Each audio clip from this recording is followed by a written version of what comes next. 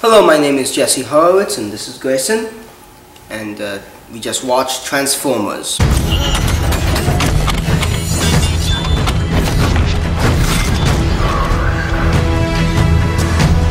Transformers is based on a popular TV show, or should I say series of TV shows. There were quite a few of them, that actually were out around the time that I was growing up. My brother was a big fan of them, and while I didn't watch a lot of them, from what I got, they were children's entertainment, like a lot of the other stuff on.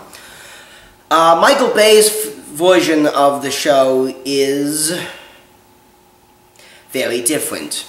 Michael Bay's Transformers represents a fundamental misunderstanding of the Spielberg rule, which is to focus on the human characters rather than the alien ones. The problem is he forgets that you also sort of need to characterize the alien characters too, and the result is something that is just dreadful. I just find it interesting that I really appreciate what you said about the complete misunderstanding of the Spielberg rule, and I have a very good comparison between this complete directing style, just total. It doesn't feel like it's either at least the first one, mainly the second and third one, which we have watched before now. The first one doesn't even feel really like a completely like it doesn't entirely feel like it's part of 2 and 3, at least in my own belief. I completely agree. Well, it feels like it's funny, so you know for a fact, and I know, they definitely made this film with the intention of making sequels, and yet you wouldn't know that from watching the film, because at the end of the first film, the main, spoiler alert, spoiler alert for like a 5-year-old film, the main villain dies, and he's dropped into the bottom of the ocean, where it's going to destroy his body. Something they forget, but we'll get to that later. But the point I was trying to make was, the first film really does feel like just a hodgepodge of typical ways that Steven Spielberg would make a movie. Like, you can very clearly see in the first movie that there's a very heavy E.T. influence. Yeah. But at the same time, those moments of I guess, childhood kind of coming through in this situation where also, there's this big alien invasion happening at the same time, where it's literally like a far more raunchy and far more poorly made Spielberg movie is invaded by a Michael Bay movie. And in the only comparison that I could really have that you will especially definitely agree with me on is Man of Steel, where most of the beginning of the movie really does feel like, oh, we're trying to be like a Nolan movie, but we really have no idea what we're doing through most of it, and then the last 30 minutes we are invaded by a violent Zack Snyder movie, and it just feels like a complete tonal mess, and it does not feel like an entire one-piece movie. And I also would like to agree with you on what you said about how this movie completely misunderstands the Spielberg rule of especially what you said, that it focuses on the human characters, but the human characters don't really change much in this movie. Like, something I appreciated about E.T. in a way that, in my own opinion, it's pretty much as close to a perfect movie as a movie like that could possibly be, and is because most of the characters in that movie grow. What has the Shia LaBeouf character learned at the end of the movie? That he has a girlfriend. He's learned that he has a girlfriend. An alien robot can get him the gold. Have you ever tried picking up a goal with an alien robot, Grayson? Well, I do it all the time. And it works. It's really just the whole movie is just a complete misunderstanding of how to balance character. Yeah, I like to say something you go back to something you said, that it has this sort of coming of age feel, but at the same time very raunchy. I mean, I don't understand that. So you have this show, all these shows are for children. All of these shows, I mean, I don't even remember how young I was when the Transformers shows were out. I think I was really young. A majority of them came out in far before we were born. They came out in like but I remember 90s. But I remember like watching them on Cartoon Network and stuff. They were still on, and there were newer shows even when I was little. But so you have this show, and it's for children. and then you do all these stuff, and they're going to watch the film. Yeah, I know exactly what And you're it's the saying. raunchiest film ever. And I'm just like, they have these jokes, however, and they're juvenile. They're so juvenile. I would like to say the way that you're phrasing this, while it is certainly a problem in the first movie, it is nothing compared to what it is in the second movie. Well, when they're really saying like things like dickhole and like pussy and like and just How do they say that? I do not think they say that one. What pussy? I don't No, think they do. How do they say that? They say like when the we're showing our hand a tiny bit for the second one. Big shock. Critics don't like the second Transformers movie, but but the twins. They like constantly say that word, and it's like it's stunning that like marketed towards kids, And on that topic, since we're talking about racist characters, oh my God, the racism in this film. Oh my God! So I'd like to say, what I think this film has. I'm probably alone in this, but I think the most offensive, the most racist part of any of the Transformers films is Jazz, and I'm going to say why. Jazz is a Transformer and he's clearly black. Only one only one Autobot dies, and it's Jazz. Wait. Can we just point out the reason why we know he's black? Is because first of all, he break dances awkwardly in the middle of scenes, and we're not even making that up. Like, yeah, that was quite a scene. His character introduction when he just comes up. Like, what was the line that he said? It was something like, "This looks like a cool place to," and he folds back like this. Like, oh, well, do you want me to get you some KFC while you're sitting down there? Get some Popeyes chicken. Yeah, get some Popeyes chicken. Want some grape soda? But the reason I think that he's the most offensive, even though I understand the racist robots, they're illiterate. Well, that's the second movie. Yeah, the second movie. Get your back straight. But this is of all the films. The reason I think this is the most offensive is this is the first of all, one Autobot dies, and it's the black one, of course. Okay. And second, and then they don't care about him. They're just like, well, we lost a friend, but we gained new ones. That is like literally exactly what they say, and I love that scene where like, it's just like, you're the black guy. And not only is that the line, but he's holding the dead remains of his fallen comrade in his arms. Like, the only thing that would have made that better is, well, we lost a friend, but we gained new ones. Just like throws him on the ground. That would have completed it. But I personally disagree with what you're saying. That I don't even know if this is racism. What Michael Bay is doing, and we were going to get more into this. Well, I don't know if any of this is racism as much as it is Michael Bay is a complete moron. That actually was my argument. Yeah. I was going to say, it really does come off like Michael Bay does not have any other jokes in his arsenal other than either just black grannies flipping people off in one of the most ridiculous jokes in the first movie, or, it's very crude and often very mean-spirited stereotypes. Like we were talking about this beforehand about in the middle of probably the best action scene of the entire movie, which is unfortunate as it is entirely pointless, which I will comment on, I'm sure, later on. One in the desert, by the way. Yeah, the Scorpion. Yeah, Scorpion. Exactly. You know exactly what the best fight in the movie is the Scorpion fight in the middle of the desert, and in the middle of honestly a pretty good action scene. In the middle of it, it's just like he calls someone because we gotta get in the airstrike, and then it's just like a complete change of music, goes to an Indian call center, like to a call center, and who is it other than an Indian guy? Like, really? And he's like picking his nose, and it's horrible. Right. And what I don't understand about this is, first of all, you're in the middle of an action scene, and a really good one, and not the first time it happens in these movies, by the way. It happens almost every action scene at least twice. But go on. What I don't understand about Bay in this, I don't think Bay is actually racist. I think it is. Mm-hmm. I don't even think it's that. I think that Bay is so unable to portray characters that this is just how he has to portray them. That he has no other choice, because he uses it. These really, and I understand there are films out there where they portray stereotypes and they aren't anywhere near as mean-spirited, but Bay's stereotypes, they are really mean-spirited. And I will say something. At times. I will say, like, there's the hacker, I forgot his name.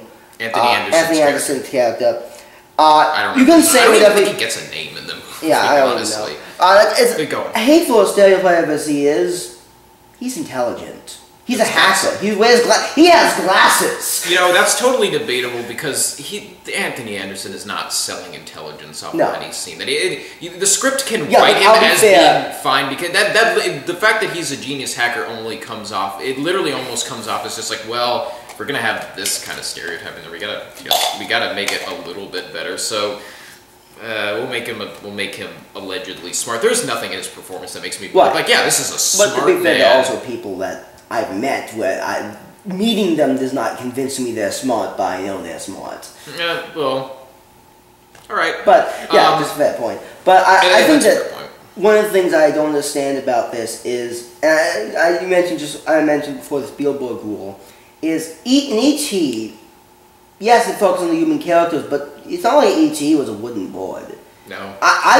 It's not like he was a cardboard cutout that they were just like leading on Halloween and giving Reese's Pieces to. He was actually, it was actually pretty obnoxious product placement even in E.T. Which they got the product placement. If they were going to keep one thing right from the Spielberg rule, they kept the product placement. The product placement in these movies, and it gets. I would personally say it gets worse, but possibly at least tied for the worst example of product placement of the entire series that has come out so far, because we have not seen Transformers 4 Age of Farce, but the extinction. It's causing the extension of the it's causing the extinction of the human race. Cinema. It's causing the extinction of cinema. Not a very promising looking movie, at least not in my own opinion. But the scene, the scene. Dinosaurs though. But dinosaurs though. Who cares? Okay. We'll get into that in the third movie, but in this first movie, there's that terrible scene when the Megan Fox character is lying on Shia and she's like, well, why does he always turn into this piece of crap Camaro? And then he turns into a sports car, and it literally has the music dun dun dun. What? And here's the thing that's interesting about this. It is filmed like a car commercial. It's like, look how awesome this car is. Look how great this car is. Don't you want to buy this car? But, and just one thing, and in the show, they didn't have the car logos on them. You could tell if they were all about a Decepticon, because wherever the regular car logo would usually be, there would be like a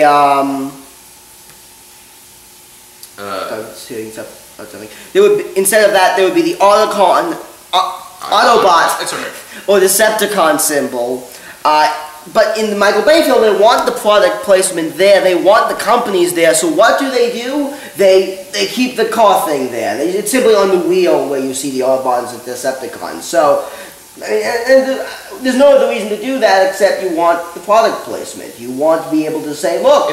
It's borderline Adam Sandler territory where they just like are holding their product up to the board, and they do that in the second movie. Where it's sort of hard to be a robot. I wish I had like some nice food to eat. Yeah. Let's go to McDonald's. Or man, fighting all these battles gives me a headache. I'm just gonna drink my Pepto-Bismol, and then he drinks, and that's Adam Sandler stuff there. But okay, go on with what you were saying about the E.T. being a wooden board. A bit of a sidetrack, but an important sidetrack. These characters that I actually think that's the biggest problem I have with the first film. No, it's not going to go that far. They are complete cardboard cutouts. I don't feel like I've received any development, even on and some of them not even on a stereotypical basic level. I think maybe the most we get is Jazz is the black one. Optimus Prime is the leader. Ironhide wants to kill the humans for some reason. No. He likes guns. Ratchet is the medical guy. Bumblebee is can't talk. Yeah, Bumblebee is and it actually gets worse as the movies go on, because there's even less character. It's literally just like they fall out of the sky and they're just like, oh, now there are more Autobots. You see, this one's very different though, because those ones are also racist, and that gives a lot of character. Getting to that in the second movie, but in this first one, it's even. I actually, if you're going to make a point on the Autobots, I think it is a far worse crime that the Decepticons have no character. I actually remember as we were talking about this before we did this recording, we were talking about we were literally debating what the Decepticons' motivation are. Right. It should not be debated what the Decepticons' Right. actual motivation are. Well, it's such a simple show. It's such a simple concept. They're called Decepticons. That name alone should prove that this is not going to be a story that has a lot of depth. We should just know they want to either take over the planet or they want to kill the Autobots. We shouldn't be debating amongst each other what the conflict of the movie is. No, yeah, no, and there's no reason why that has to be the case. It's such a simple concept. It's such a simple show. It's the good guys versus the bad guys, and I don't even understand what the conflict. Unlike you, I did watch like not a lot of Transformers. I did watch a little bit of it, and what I had noticed was, no, for the most part. Oh, sorry. It wasn't the most deep show, at least from what I saw. I'm sure there were episodes and storylines. Most deep. That's great grammar there. That's great grammar. Most deep. All right.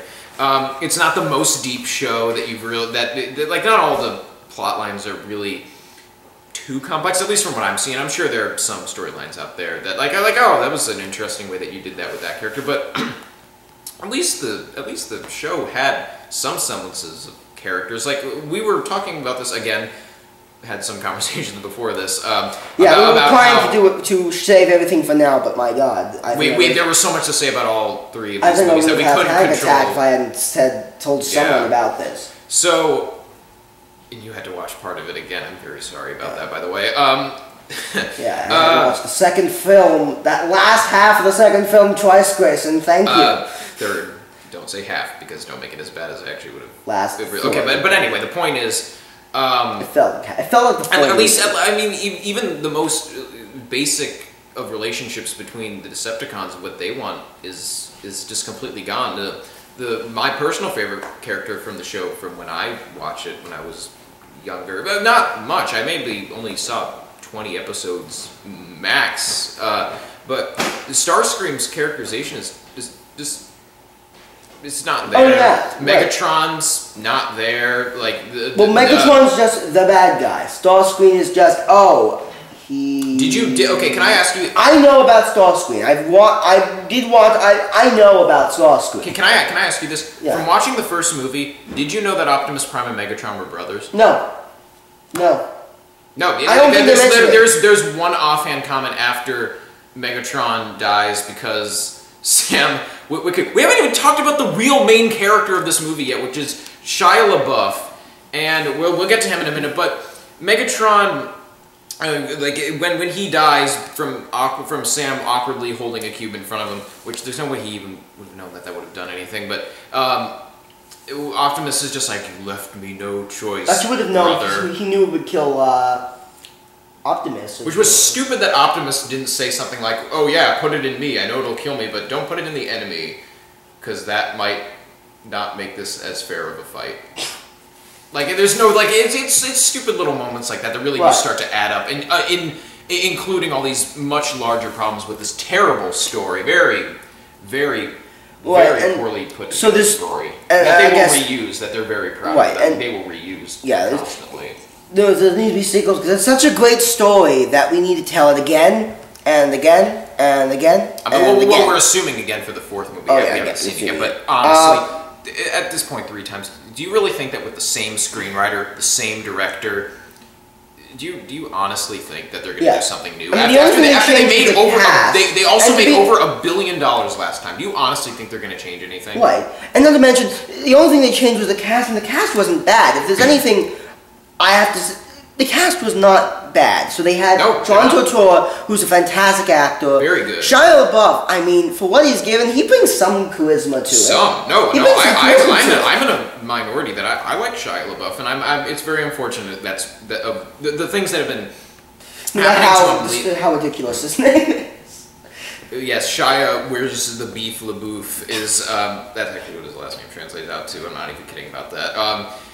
he has a lot of charisma in this first movie, especially, and while at moments it's not his fault. Maybe he goes a little too far, but that's clearly the director's fault that he's going too far in these scenes. But I totally believe him as a real kid, at least in the first movie. I totally believe him as a real kid, a real guy that just wants to have these really basic motivations. John Turturro is legitimately has some fun lines. I'm not going to say funny because I don't think I ever laughed in the first movie. But he has also good say lines. A lot of the cast is good. They're admirable. And that I will even defend Admirable Megan Fox because too. I think she does the part she was expected, that was written for her well. Was the part good? No. But I'm going to tell you how difficult that is. She does not look like a teenager at all. Not at all. Malcolm McDowell looked like a teenager in A Clockwork Orange, but he still managed to give quite possibly the best performance in the history of cinema. Still got a good character. Yeah, oh my God, he had a good character. He got a good character, she didn't. Megan Fox, but I truly believe she is a teenage girl from a performance. At least a very shallow, very shallow, a very shallow teenage girl from a performance. Yeah, it's a shallow teenage girl, but that's something. I mean, that's more. Most actresses couldn't even do that. So I'll defend her for that reason, because she does exactly what she was given to her. Mm-hmm. Exactly. No. And you know what? That is true for most of the cast, and I'll give everybody credit in the movie. Shia LaBeouf, you can really see he is more charming because I think this was one of his first major roles, and you can see he is really trying in this movie. And you know what? I don't think it's in the first film. In fact, I don't think Sam Witwicky really gets irritating to me until really the third more. His parents are no, not even his parents. His mother. His mother. The father seems like a legitimately nice guy. Like the father is he was fine. amusing. I would not say he was funny, but he seemed funny. He seemed like he was the most genuine. The mother is absolutely aggravating in every scene, even in the earlier. It's his bling. It's that kind of lingo that's going to make this movie timeless. 30 years from now, we're going to show it to our children and say, "There, that teaches you to break your mother's vase." Just much like how a lot of the movies in the 60s or 70s, and they're groovy. That hasn't dated much at all. I use it all the time. I actually do know people that still say groovy, and that's why they're. My cinematographer, my choreographer for the musical, for the school's musical, says groovy all the time. He's just like, okay, groovy.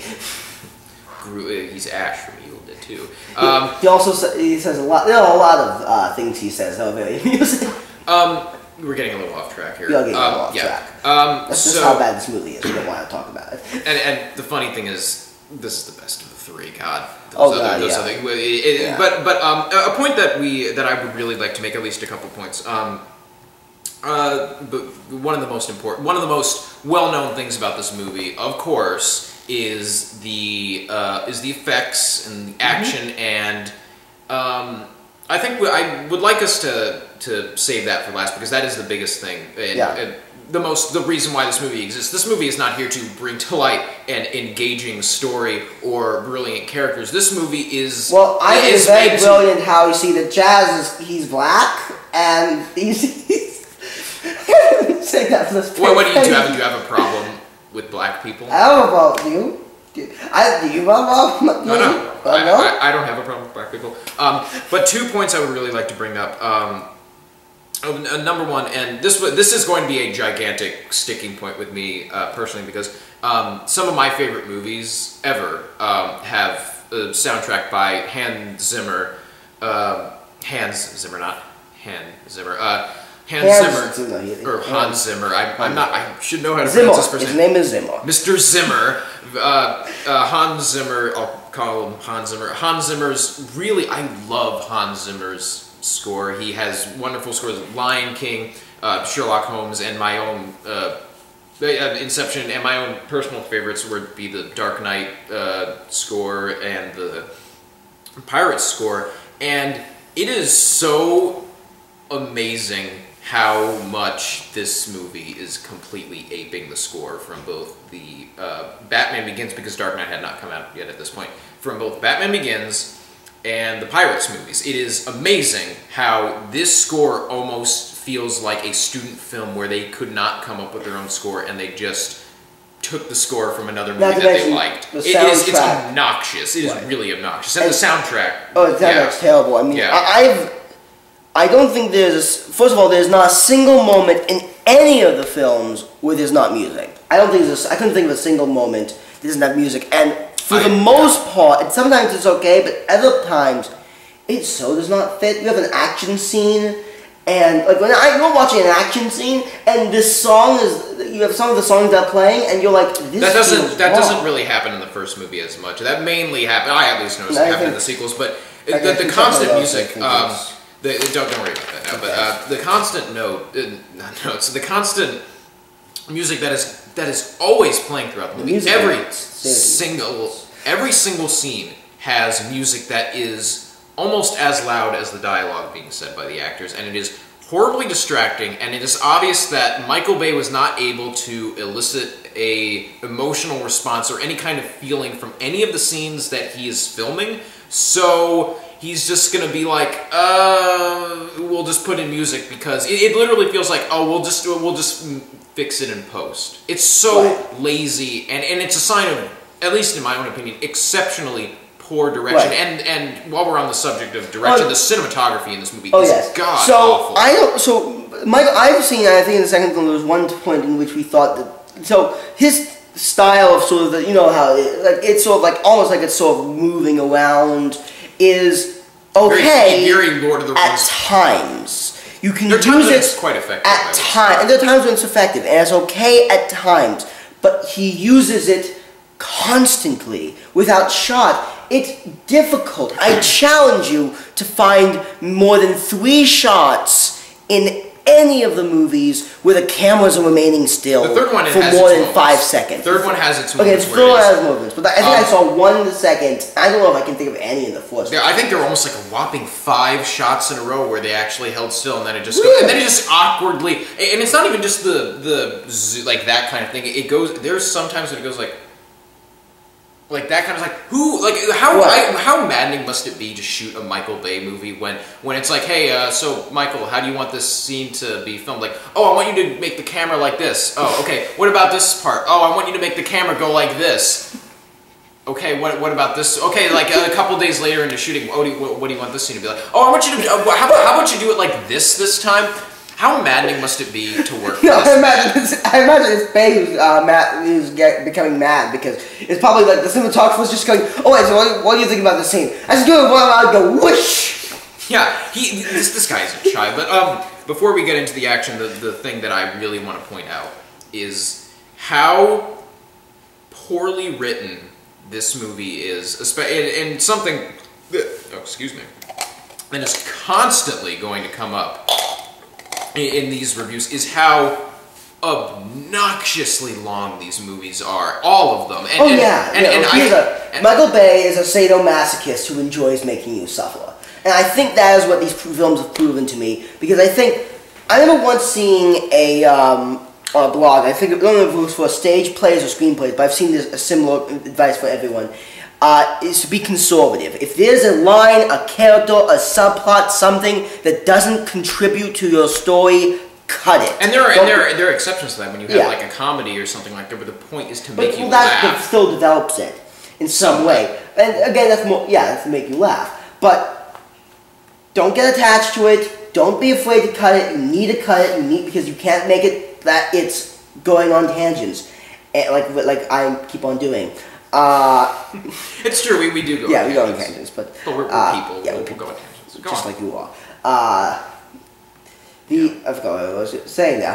Streamlining plot. Yeah, streamlining. So I don't feel for any of these films, but as well as this one, that they do that because there's so much they could cut. The example I was going to use, and this is going to be a little bit of an of a thing. So, opening scene of the movie. Very good scene. Actually, we both completely agree that this is actually a very well done scene. Except for some there are a couple Hispanic man who eats alligators.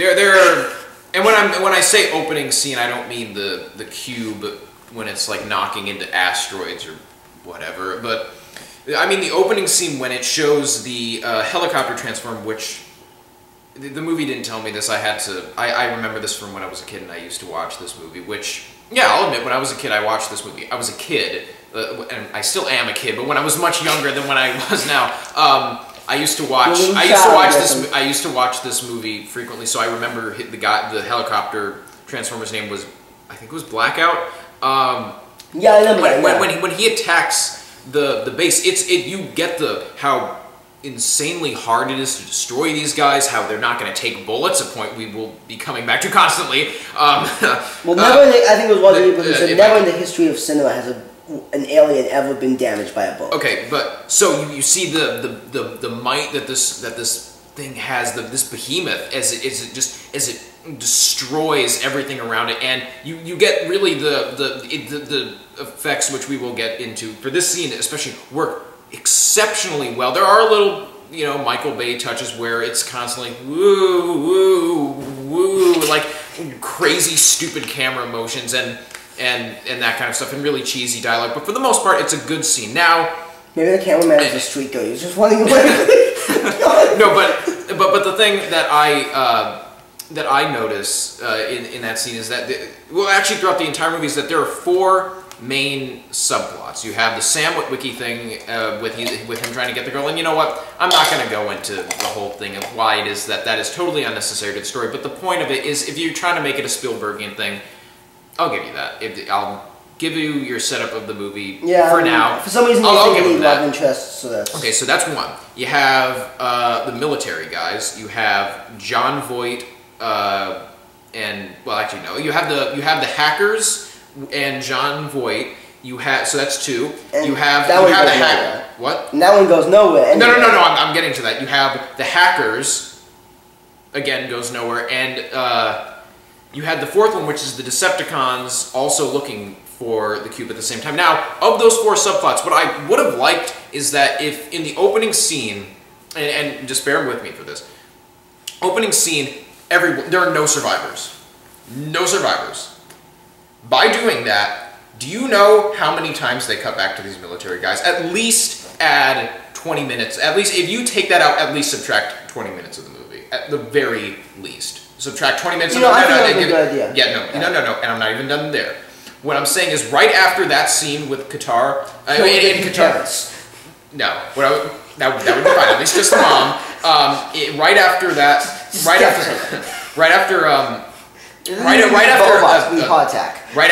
scene with the Blackout, you have a consistent tone instead of just cutting to Sam Witwicky and his character introduction. You have some kind of thing where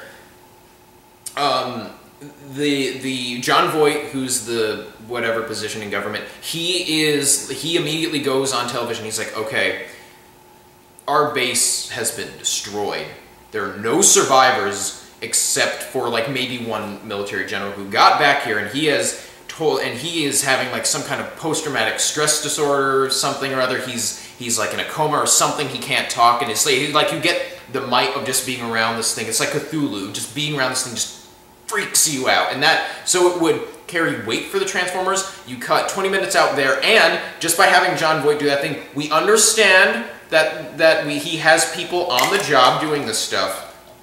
And just by doing that, you've cut out another 20 minutes of the movie. 40 minutes right there, 2 subplots completely gone, and we have the length that a summer blockbuster, an average summer blockbuster should be, about 140 minutes long. It's the right length. The 2 subplots converge since the Decepticons eventually learn where Sam is, and you at least, and you know what, that doesn't fix the dozens and dozens of plot holes, inconsistencies, and just stupid little things that happen in this movie. But you know what? At least for the most part, it would be at least more streamlined than it was, and it wouldn't feel like an endurance test. This movie, especially the other 2 movies, just feel like endurance tests. Oh yeah, well, I'll get more into that movie, especially the sequels. And the third one. Especially the second one actually both of them for endurance.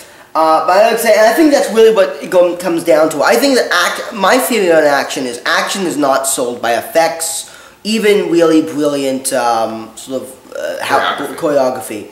I think sells. Yeah, Star Wars prequels are examples. What weight is what sells it. You look at Edge of Tomorrow, for example. I recently saw it, and what I thought was and the action scenes in themselves are not particularly incredible. They're not particularly well. I mean, they're well choreographed, but they're not like they're very inventive in how they're choreographed or something like that. Although they are fun. But the reason they're interesting is the impact. They carry weight with me.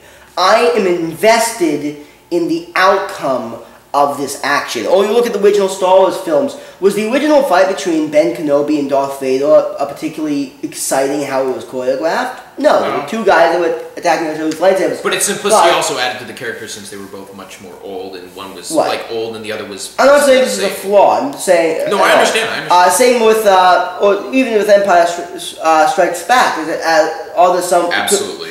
Absolutely. Why do we love that scene? Because we are invested in its outcome. And because of that, even though it might not have the same effects as a Transformers film, which by the way, I think the effects are really dated on the Transformers films, it is a much better action scene. I would also like to put in that in action scenes, a very important thing is to also add atmosphere, something that, this is actually just a little, something or other.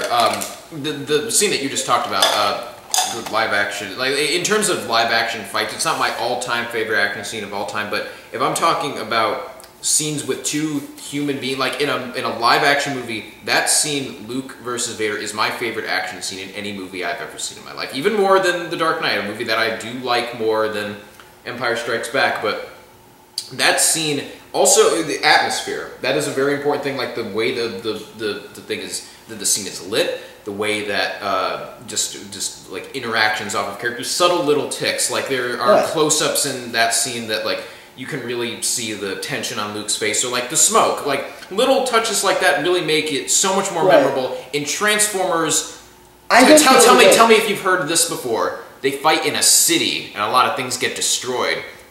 Wow. Who hasn't, like, how many movies have we seen that in? But I can't think of a single film. It's not if I try. It's ridiculous. They don't do it in Man of Steel, I can tell you that. They don't do that. Yeah, they do it in like 3 cities in Man of Steel. They up it's different. But on your point about the effects, and now we're going to be targeted by trolls for attacking Man of Steel. Well, I already attacked Man of Steel earlier on, and I had a very good point anyway. I will say it myself. I thought it was a good point, but whatever. If you do I think that the effects in this movie hold up remarkably well, and yes, that does not make a good movie. I understand that, but I think that sometimes I think people really do take those kinds of effects for granted, like certainly, and it's not even just limited to the Transformers, and like, oh, look how they can transform, and like they can like do all the little gears and the details. I'm just saying things like pyrotechnics, and yes, I know Michael Bay is known for explosions, but I'm saying like, whenever a Transformer, if you notice in that movie, whenever a Transformer like grabs a car and like flips it over and like pushes it out of the shot, it looks like he's really doing that. If you watch that movie, and anytime a Transformer kind of steps anywhere, it's like anytime he takes a step, you can hear like the thud against the ground, and you can feel the weight, like the weight of this giant machine just pressing on the ground, and it's like the T-Rex in Jurassic Park, and it's not quite that good, but it's good, and you can feel the weight of these things, and that is a very important thing to get across in a Transformers movie. So I will give them that they get that right. Right, but I think Transformers is a perfect example of why I do not at all, if I'm rating a film or if I'm reviewing a film, I don't really factor in effects. Because frankly, I don't think that the Transformers are there for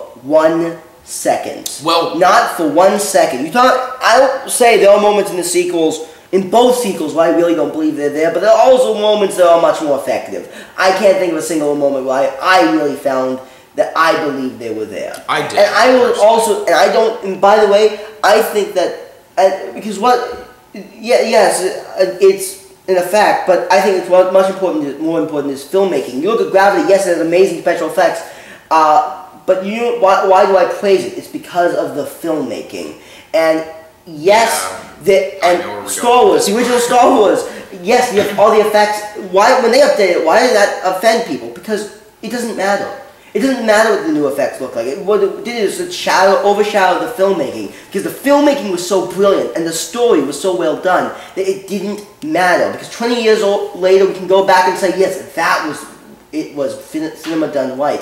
And this, 20 years from now, when people look back from it, will they say, oh wow, look at those effects? They'll say, wow, look how ridiculous we were back then. Look, we've actually thought that was a good effect. They'll be saying that about Gravity one day. They'll probably be saying that about Gravity one day. Look how hard an effect that is. It's so great now we can do such different things. Well, I think another really, and I think probably one of the final points that we definitely have to make is the action itself. The action in this movie is so poor. Is so, all of it, close-ups, gear, like none of the Autobots really have that much color. Like, yeah, you got one or two, but the Decepticons all look the same. I can't tell who's who, and I've seen this movie several times. I remember jumping forward film for a second. I mean, there's a scene. I remember you said like there was a close-up of Starscream's face, and you're like, is that Starscream? No, you can't tell. You can't tell because they offer close-up of his face. You can't tell. Why? So the action is so close up that you can't tell, and it literally looks like, and I'm totally going to steal this line from a different reviewer, but it looks like if you've ever seen like in a junkyard or something like that, when they pick up metal with the big magnet and they they pick it up and they say they roll that down a hill. That's all you're looking at. All this CGI just looks like it's just a big massive blur of cogs and gunmetal gray, and occasionally if it's Optimus Prime or Bumblebee, red and blue or yellow, and that's all you're allowed to see. It has no emotional impact, not only just because there are no good characters in this movie, none. There are no good characters well developed at all, but the action in itself is boring and exhausting and loud and tiring. And for me at least, when an action movie can't deliver on action or characters, investment, soundtrack, anything, it's a failure. Right, and now give our ratings. Yeah, so now let's give our ratings. I guess I'll let you start since I began with this. Okay, personally, it's tough because, I think because it is very obvious that the actors are trying and that the effects are really, at least for me, they do hold up, and on a certain level there are scenes that are good enough. I'm going to give this, there are a few scenes that are effective, and I do like the opening scene. I'm going to give this movie a solid 3 out of 10. Terrible movie and does not hold up to anything. I think I'm going to give it maybe a higher 3, although solid's a higher 3 out of 10. Actually, when I first saw it, I was thinking 4. I thought about it but sometimes I just need to sleep on it. And no, it's terrible. It is.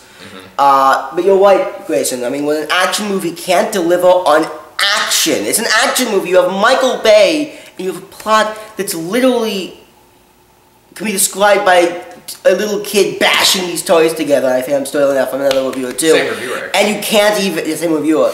And you can't even deliver on that action. It's just a failure, a complete failure. So yes, a 3.